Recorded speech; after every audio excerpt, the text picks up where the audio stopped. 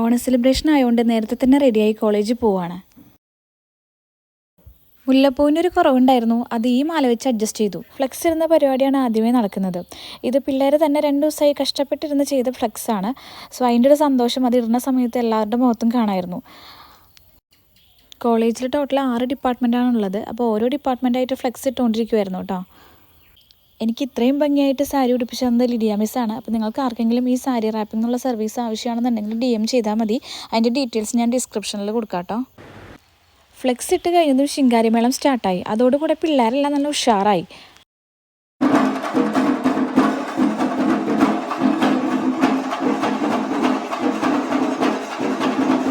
6 ഡിപ്പാർട്ട്മെൻറ്റിനും 6 colour കോഡായിരുന്നു. So ഇത്രയും colours ഉള്ളതുകൊണ്ട് തന്നെ പരിപാടി നല്ല കളറായിരുന്നു. അതിൻ്റെ ഇടയിൽ പോപ്പോസും കൂടെ വന്നപ്പോൾ ഒന്നുകൂടെ കളറായി.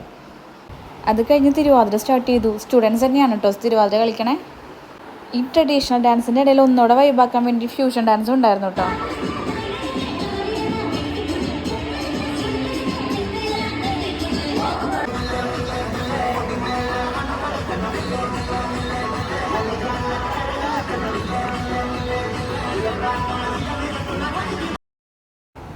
സ്റ്റുഡൻസിൻ്റെ ഇടയിൽ തന്നെ ടീച്ചേഴ്സിൻ്റെ ഒരു അടിപൊളി പെർഫോമൻസും ഉണ്ടായിരുന്നു കേട്ടോ.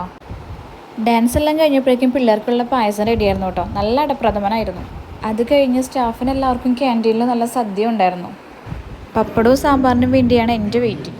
പല തരത്തിലുള്ള ഡ്രസ് കോഡും കണ്ടിട്ടുണ്ടാവും. പക്ഷെ അതിൽ നിന്നൊക്കെ വെറൈറ്റി ആയിട്ട് നമ്മുടെ കോളേജിലെ ഓട്ടോമൊബൈൽ ഡിപ്പാർട്ട്മെന്റ് പിടിച്ചിരിക്കുന്ന ഡ്രസ് കോഡ് കണ്ടോ. വൈറ്റും ആണ്.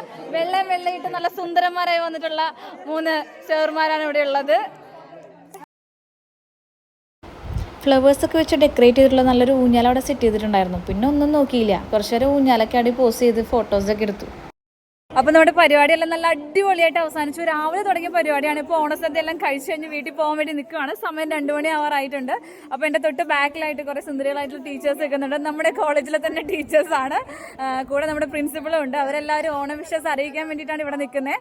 അവരുടെ ഓണം വിഷസും കൂടെ നമുക്കൊന്ന് കേട്ട് വെക്കാം.